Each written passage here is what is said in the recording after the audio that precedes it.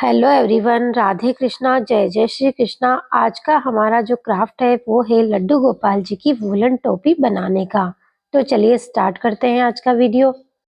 लड्डू गोपाल जी की वूलन टोपी बनाने के लिए सबसे पहले आपको इस तरीके से नोट लगानी है। क्रोशिया का फंदा बना लेना है और फिर बनानी है एक सिंपल सी चेन, जिसमें 30 चेन आपको बनानी है। तो इस तरीके से आप चेन बना लीजिए। ये वूलन के 2 से 3 नंबर के लड्डू गोपाल जी के लिए है। आपको अगर बड़ी बनानी है तो चेन की लंबाई आप ज़्यादा बढ़ा सकते हैं, और अगर छोटी बनानी है तो चेन की लंबाई कम कर सकते हैं। 30 चेन बनाने के बाद आपको 3 चेन एक्स्ट्रा लेनी है, और उसके बाद एक चेन छोड़कर आपको इसमें डबल क्रोशिया बनाना है। डबल क्रोशिया मतलब 3 लूप बनाने हैं, 3 का 2 करना है और 2 का 1 करना है। तो इस तरीके से आपको पूरी ये चेन 30 लूप वाली डबल क्रोशे से कंप्लीट करनी है। इस केप को बनाने के लिए मैंने सिंपल वाली ऊन ही यूज में ली है। आप दूसरी ऊन भी ले सकते हैं। ये ऊन हर जगह इजी वे में अवेलेबल हो जाती है, तो मैंने सिंपल ऊन से ही बनाकर आपको टोपी बताई है। कई बार होता है कि ये ऊन बहुत ही पतली होती है, तो आप इसे डबल करके भी बना सकते हैं। तो लीजिए 30 डबल क्रोशिया हमने बना लिया है। अब इसमें लेनी है 2 चेन और इसे टर्न कर लेना है। टर्न करके पूरी रो आपको सिंगल क्रोशिया से बनानी है। सिंगल क्रोशिया जैसे कि आप इस तरह से एक फंदा ले लीजिए। ये हो गए आपके 2, और 2 का आपको 1 करना है। इसी तरीके से आपको सारी लाइन कंप्लीट करनी है सिंगल क्रोशिया से। जब पूरी लाइन कंप्लीट हो जाए तो सबसे लास्ट में फिर से आपको 2 चेन बनानी है और फिर से टर्न करना है, और टर्न करके फिर से आपको सिंगल क्रोशिया की पूरी लाइन बनानी है। तो इस तरीके से सिंगल क्रोशिया की आप 2 लाइन बना लें। बस ये ध्यान रखना है कि आपको हर राउंड में 30 क्रोशिया ही बनाने हैं। लास्ट वाली लाइन जब कंप्लीट हो जाती है तो फिर लास्ट में इसे बंद कर देना है। तो आप वूल को कट कर दीजिए और इस तरीके से इसे बंद कर दीजिए, जिससे ये खुलेगा नहीं, लॉक हो जाएगा। अब लेनी है आपको दूसरे कलर की ऊन। जिस भी कॉम्बिनेशन में आप बनाना चाहते हैं वो दूसरा कलर आप ले लीजिए, और इसमें भी आप लूप बनाते हुए फंदा स्टार्ट करें, और सबसे पहले एक स्लिप स्टिच बनाएं जिससे इस नए वाले फंदे को सिक्योर करें, और उसके बाद पूरा राउंड आपको सिंगल क्रोशिया बनाना है ग्रीन कलर की ऊन से। तो अब आप पूरा समझ ही गए होंगे कि सबसे पहले 30 चेन की चेन बनानी है, और फिर उसके ऊपर एक डबल क्रोशिया की लाइन बनानी है, और उसके बाद 2 सिंगल क्रोशिया बनाना है, और सबसे लास्ट में दूसरे कलर की ऊन से एक और सिंगल क्रोशिया की लाइन बनानी है। इस तरीके से आपको 4 रो कंप्लीट करनी है। अगर आपको पगड़ी की चौड़ाई और ज़्यादा करनी है तो आप एक लाइन एक्स्ट्रा और बना सकते हैं। तो लीजिए हमने लास्ट वाली ग्रीन कलर की जो लाइन है वो भी सिंगल क्रोशिया से कंप्लीट कर ली है। इस तरीके से ये हमारी पट्टी बनकर तैयार हो गई है।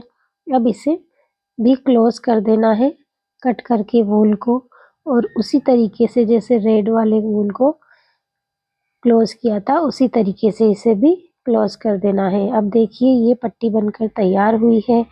अब इसे हम टर्न करते हैं इस तरीके से। ये देखिए इस तरीके से हम इसे मोड़ेंगे।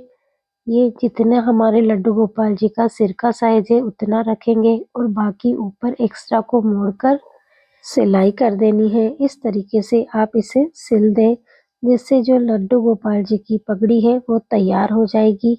फ्रेंड्स, बहुत ही सिंपल सी पगड़ी है, बहुत ही इजी है इसे बनाना। अगर आपको ज़्यादा क्रोशिया नहीं आता है तो भी आप इस लेवल तक भी पगड़ी बनाकर अपने लड्डू गोपाल जी को पहना सकते हैं। लीजिए फ्रेंड्स, इस तरीके से आप पगड़ी की सिलाई कर दें। देखिए छोटी सी 2 से 3 नंबर के कान्हा जी की पगड़ी बिल्कुल बनकर तैयार हो गई है। अब हमें बनाना है इसका पीछे का पार्ट। जिसे आप कलंगी भी कह सकते हैं। तो उसके लिए आपको बनाना है इस तरीके से लूप और इसी लूप में आपको 10 डबल क्रोशिया की लाइन बनानी है। ये देखिए इसी तरह से 3 लूप बनाए, 3 के 2 करे, 2 का 1 करा। इस तरीके से 10 डबल क्रोशिया आप कंप्लीट कर लें। कंप्लीट होने के बाद जो लूप बनाया है इसको फंदे को निकाल देना है और इसको इस तरीके से खींचकर इसे सर्कल का जैसे बना लेना है।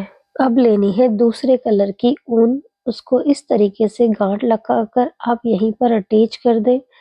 जो लूप का धागा हमने खींचा था वहां पर इसे बांध दिया है मैंने और एक्स्ट्रा को काट दिया है। अब इसी से यहाँ पर सिंगल क्रोशिया की लाइन कंप्लीट करनी है। सिंगल क्रोशिया मतलब 2 लूप का 1 लूप बनाना। अब सबसे लास्ट में जब ये खत्म हो जाए, जो हमने रेड कलर का फंदा छोड़ा था उसे इस तरीके से ले लेना है और हाफ डबल क्रोशिया से पूरी लाइन कंप्लीट करनी है। Half double crochet means 3 loop आपको बनाने हैं और 3 का 1 आपको करना है। ये देखिए इस तरीके से आपको 3 लूप बनाने हैं और 3 का 1 कर देना है। इसी तरह से पूरी लाइन कंप्लीट करनी है और इस पूरी लाइन में 2 चेन छोड़कर तीसरी हर चेन में आपको हाफ डबल क्रोशिया बनाने हैं 2-2। लीजिए हाफ डबल क्रोशिया की लाइन कंप्लीट हो गई है रेड कलर से। अब हमने जो ग्रीन कलर का धागा छोड़ा था उसे वापस लेना है और फिर से एक सिंगल क्रोशिया की लाइन मैंने बनाई है और उसी तरीके से जैसे पहले वाली लाइन में 2 चेन को छोड़कर हर तीसरे में मैंने 2 सिंगल क्रोशिया बनाया है। आप चाहें तो ये लाइन भी आप हाफ डबल क्रोशिया से कंप्लीट कर सकते हैं।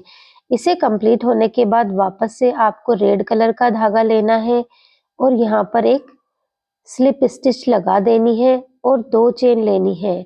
2 चेन लेने के बाद जो फर्स्ट वाली चेन है उसमें हमें बनाना है पफ स्टिच।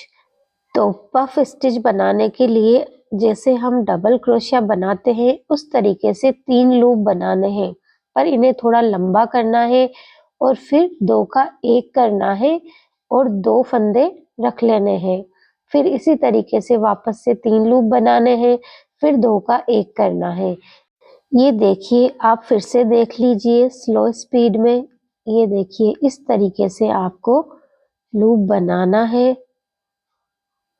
और इसे थोड़ा लंबा करना है, लंबा खींच के इसे लेना है और फिर 2 का 1 करना है, जिससे आपके पास 2 फंदे रह जाएंगे। फिर से आपको यही रिपीटेशन करना है। ये देखिए इस तरीके से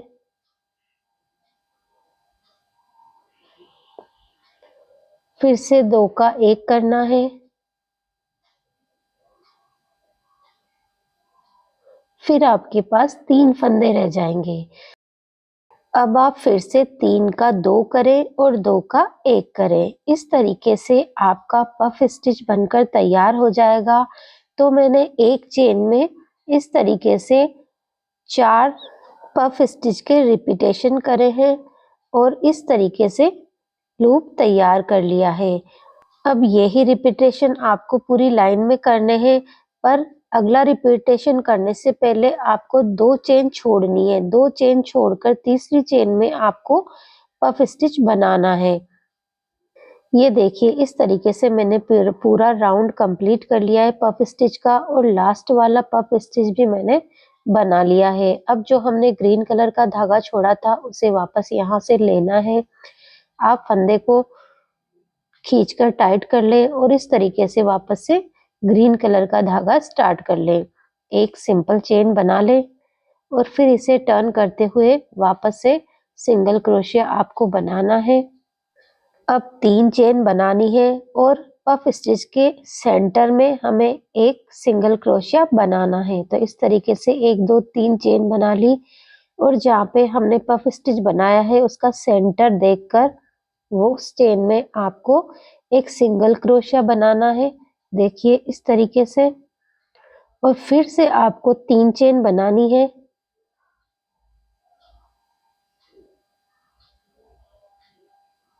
1 2 3 चेन बनाकर 2 पफ के बीच वाली जगह पर हमें फिर से एक सिंगल क्रोशिया बनाना है।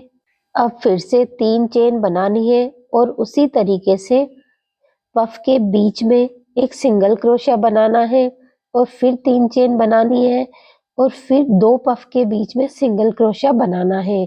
इसी तरीके से पूरा राउंड कंप्लीट करना है।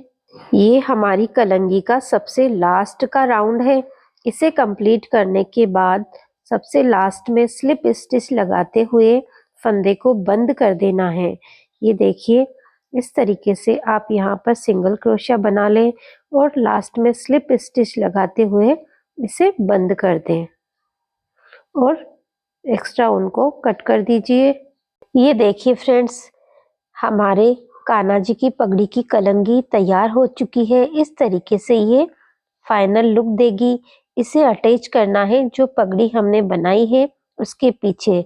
तो इस तरीके से आप इसे लगा दें और सिलाई कर दें। लीजिए फ्रेंड्स, बहुत ही सुंदर सी कान्हा जी की वूलन केप बनकर तैयार हो गई है, वो भी विद कलंगी। तो कैसा लगा आपको ये वूलन केप बनाने का आइडिया? अगर आपके कुछ डाउट्स हो, वीडियो में आपको समझ में ना आया हो, तो आप कमेंट करके मुझसे पूछ सकते हैं। तो इस तरीके से आप सिलाई कर दें और जो लास्ट में ऊन है उससे गांठ लगाते हुए एक्स्ट्रा ऊन को काट दें। देखिए लड्डू गोपाल जी की वूलन केप का फाइनल लुक। देखिए कितनी सुंदर सी पगड़ी लग रही है ये। आप जिस भी कॉम्बिनेशन में बनाना चाहते हैं बना सकते हैं। देखिए इतनी प्यारी सी सुंदर सी लग रही है ये। अगर आपको वीडियो पसंद आया हो, आपको ये केप बनाने का तरीका पसंद आया हो, तो वीडियो को लाइक और शेयर जरूर करें। और भी इस तरह के वीडियोस देखने के लिए मेरे चैनल को सब्सक्राइब करना ना भूलें। मिलते हैं नेक्स्ट वीडियो में फिर से नए क्राफ्ट आइडिया के साथ, फिर से नए वूलन केप के साथ। तब तक के लिए जय श्री कृष्णा, राधे कृष्णा।